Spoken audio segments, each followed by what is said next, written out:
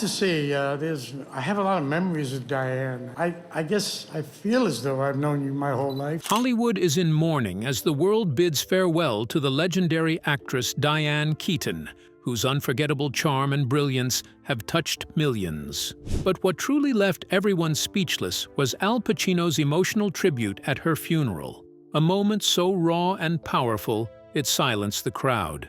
Their bond, forged through decades of friendship and iconic films, made his words even more heartbreaking. So what exactly did Al Pacino reveal about the woman behind the legend? Today, we take you inside Diane Keaton's farewell and the tribute that stunned the world. The day Hollywood stood still, the silence that swept across Hollywood in September 2025 was unlike any other. It wasn't the quiet of a film set between takes, it was the hush that follows the loss of a legend. Diane Keaton, the woman whose eccentric charm and unshakable authenticity defined generations of cinema, passed away peacefully at her Los Angeles home, surrounded by loved ones. Her departure marked the end of an era, and yet it stirred something profound: memories, gratitude, and an outpouring of affection that proved just how deeply she was loved. As news of her passing spread, social media turned into a sea of tributes. Diane Keaton has died. Annie Hall and The Godfather passing away in California. Some were poetic, some raw, but all came from the heart. Fans posted their favorite moments: Diane laughing in Annie Hall, her radiant smile in Something's Gotta Give, her commanding presence in The Godfather, each clip now carrying the weight of farewell. Hollywood itself seemed to pause. The Academy released a simple message. She taught us that vulnerability could be strength, and imperfection could be art. But the moment that truly set the internet ablaze came from Al Pacino, her longtime friend and co-star. His tribute, delivered in a trembling voice outside the Dolby Theater, captured the kind of sincerity that no script could write. "A lion has fallen," he said softly. Diane wasn't just a performer. She was a force of nature. She didn't act. She lived every frame. Coming from Pacino, a man known for his intensity, those words carried an emotional weight that silenced even the loudest corners of Hollywood. It wasn't the first time Pacino had spoken fondly of her. Their on-screen chemistry in the Godfather trilogy was undeniable, but off-screen, they shared something deeper, a creative bond built on mutual respect and trust. She once joked that Pacino was too serious for his own good, while he once admitted that Diane made acting feel like breathing. Their friendship survived the decades, unshaken by fame or distance. The horrible and the miserable, those are the two categories, you know? The horrible would be like, And in his tribute, it showed. He didn't just mourn her, he celebrated her, the artist, the dreamer, the unapologetic trailblazer. The tributes didn't stop there. Jane Fonda called Diane the heartbeat of an entire era, while director Nancy Meyers described her as sunshine wrapped in courage. Even younger stars like Emma Stone and Florence Pugh credited Keaton for inspiring them to embrace authenticity over perfection. The governor of California issued a statement acknowledging her work in both film and environmental advocacy, calling her a storyteller who changed how women were seen, on and off screen. Yet what moved people most wasn't the glamour or the accolades. It was the reminder of who she really was. Diane Keaton never chased Hollywood's approval. She walked red carpets in turtlenecks and wide-brimmed hats, when others flaunted designer gowns.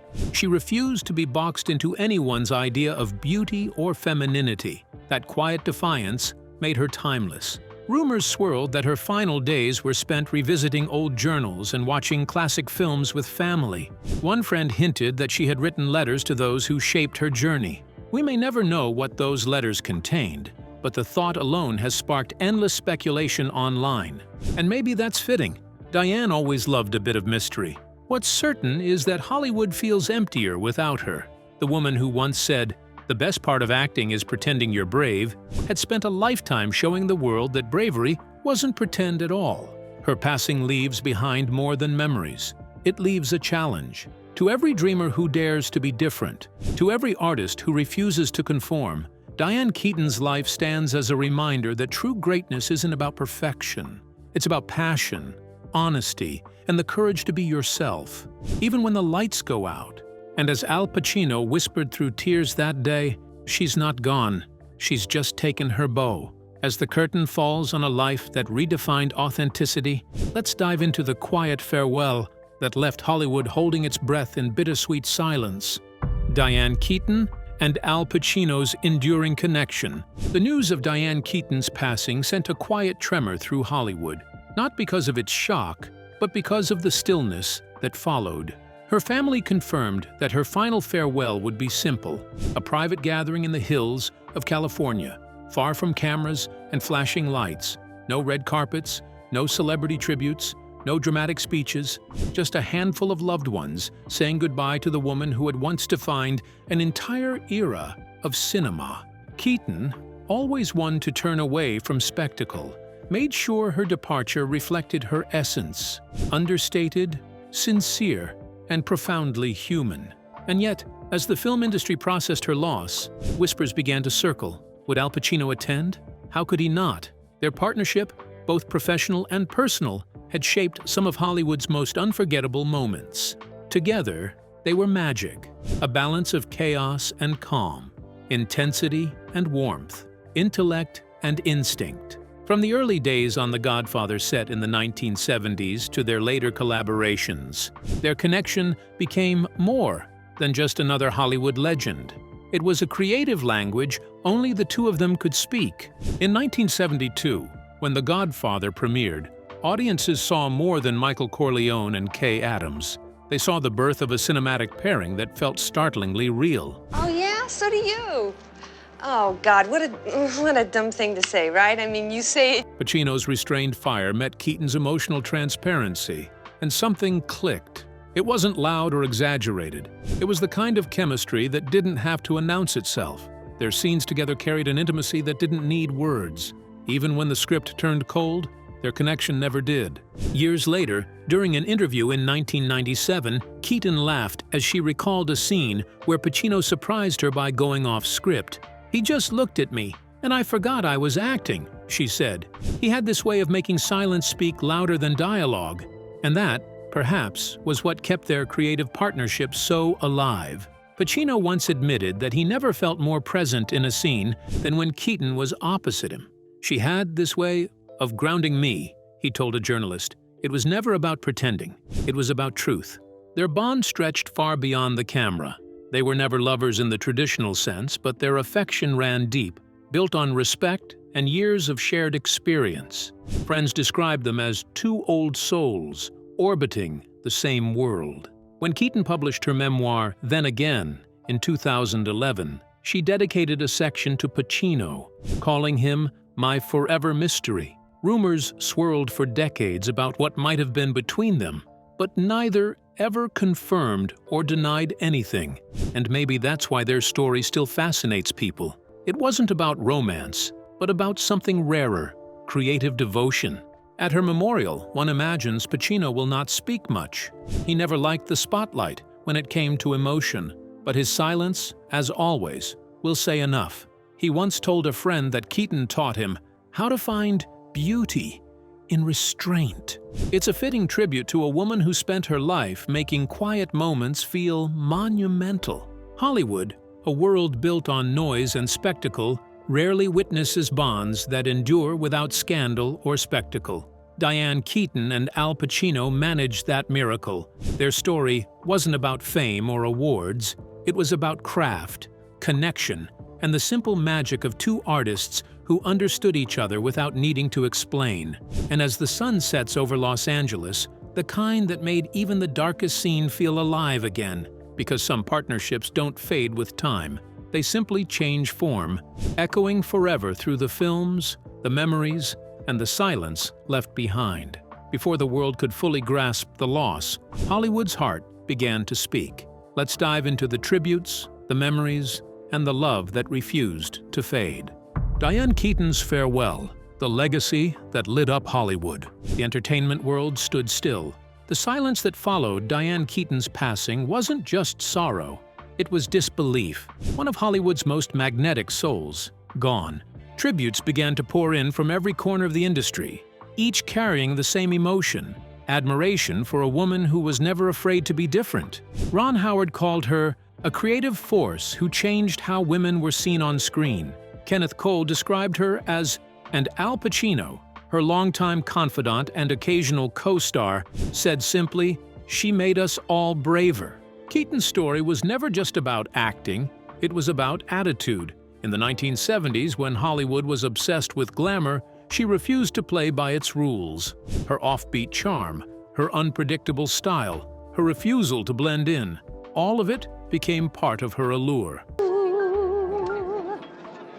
Could make me be true. Whether in Annie Hall, The Godfather, or Something's Gotta Give, and even her silence, few stars could balance humor and heartbreak with such effortless grace. By the late 80s, Diane Keaton had become more than a performer. She was a cultural force. Her turtlenecks and wide-brimmed hats weren't mere fashion choices. They were emblems of independence. Time once called her Hollywood's most unpredictable icon, able to leap from eccentric comedy to searing drama without ever losing her authenticity. She believed creativity should never feel safe. Her bond with Al Pacino became a legend, an enduring friendship born on The Godfather set and sustained through decades of mutual respect. Though rumors hinted at romance, theirs was built on admiration. Pacino once said, "Diane has that rare gift she makes truth look effortless." When news of her death broke, his tribute captured the world's grief. She was the heartbeat of every room. She didn't just perform, she made you feel. Beyond the spotlight, Keaton was a preservationist, a champion for women in film, and a quiet philanthropist. Her foundation supported historic restorations and independent filmmaking projects she rarely discussed but passionately nurtured. Her final years were reflective, rather than retiring. She often joked that she wasn't done making trouble, even as she pulled back from acting. Her last major public appearance in 2023 at a charity gala in Los Angeles showed her trademark humor intact. "I'm just here to make sure Al behaves," she quipped to roaring laughter. Now, as fans revisit her films and share their favorite quotes, Oh, I'm vastly, yeah, that's right, of course. Yeah, but, well, let's Just anywhere, everyone. How many men are there? Anywhere, let's do it. what shines brightest is not the glamour or fame, but the truth she carried in every performance, that vulnerability is a form of strength. Diane Keaton never chased perfection. She chased authenticity, and in doing so, she redefined what it meant to be timeless. So as Hollywood mourns and memories flood in, one can't help but wonder, will there ever be another like her? Maybe not, because Diane Keaton wasn't just a star. She was a reminder that sometimes the most powerful light is the one that refuses to fade quietly. So before we dive into the heartfelt tributes and Al Pacino's moving words, let's take a moment to remember how Diane Keaton's spirit touched every corner of Hollywood. The life that left Hollywood speechless. The world seemed to pause the morning the news broke. Diane Keaton, the eccentric queen of charm, wit, and timeless style, was gone. Tributes poured in from across the globe, each more emotional than the last. Social media flooded with clips from Annie Hall, Something's Gotta Give, and The Godfather, where her warmth and vulnerability lit up the screen like no one else could. For over 5 decades, Keaton wasn't just an actress. She was a mood, a moment, and an entire era of Hollywood elegance rolled into one unforgettable woman. Born on January 5, 1946 in Los Angeles, Diane Hall, who later adopted her mother's maiden name, Keaton, was anything but ordinary. While her friends dreamt of glamour, Diane's dreams were messy, brave, and beautifully human. She studied drama at the neighborhood playhouse in New York, where she learned that perfection was dull, truth was what mattered, and truth, in all its forms, became the thread that ran through every role she ever played. Before she became a global icon, Keaton was just another hopeful actress hustling through auditions in the late 1960s. Her first real break came when she joined the cast of Hair on Broadway, a daring move for a young woman still figuring out her place in the world.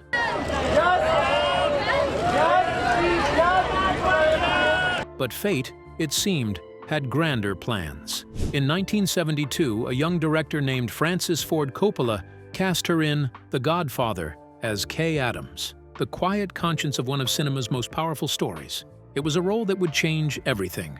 Then came Annie Hall in 1977, the film that didn't just define her career, but redefined an entire generation's view of love and identity. With her quirky outfits, sharp humor, and unapologetic individuality, Keaton turned what could have been another romantic lead into something iconic. The world didn't just watch her, they saw themselves in her. That same year, she won the Academy Award for Best Actress, and Hollywood never looked the same again. Behind the scenes, Keaton's story was more layered. She was known for her deep introspection, her love for photography, and her almost poetic obsession with documenting life's fleeting moments. Friends often said that Diane didn't chase fame, she chased meaning. She built a career around honesty, vulnerability, and the courage to be imperfect in a world obsessed with perfection. And when the tributes came, one voice stood out among the rest. Her longtime friend and former co-star Al Pacino. His words at her private memorial left even the toughest hearts trembling. "She taught us," he said softly, "that love doesn't have to be perfect to be eternal." Keaton's legacy is not just written in her films, but in the quiet confidence she inspired in countless women who dared to laugh too loudly, dress too boldly, and live too truthfully. She didn't just act. She reminded the world that authenticity is its own form of art. Even now, as fans revisit her timeless scenes, one can't help but wonder, was Diane Keaton ever truly acting? Or was she simply showing us who we could be if we were brave enough to be ourselves? Let's dive into the heart of her legacy, beyond the laughter and charm, to uncover the quiet power and rare honesty that truly defined Diane Keaton. The legacy, the love, the last goodbye.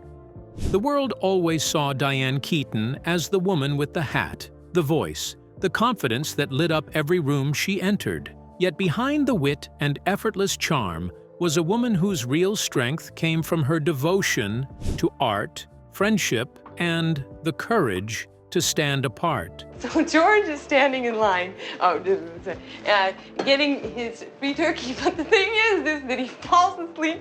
By the late 1970s, when Hollywood was obsessed with blockbusters and box office figures, Keaton was quietly shaping something different, a new kind of creative rebellion. She didn't build an empire of studios or streaming platforms. Instead, she built a space where independence could breathe. It was in 1980 that Keaton, fresh off her Academy Award win for Annie Hall, began what many at the time called a bold experiment. Much like her co-star in The Godfather once did with the stage, Keaton sought to create an institute for artists who didn't fit Hollywood's glossy mold, people who had stories too raw, too strange, or too honest for the mainstream.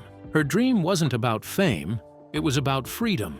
"If art becomes comfortable," she once said in a 1995 interview, "then it stops being art. You have to risk something to make people feel something." And she lived by that rule. Even in her later years, she was known to walk into small theaters in New York or Los Angeles, quietly sitting in the back row, watching unknown actors perform. It was her way of remembering where it all began: the stage, the silence before the first line, the bravery of trying.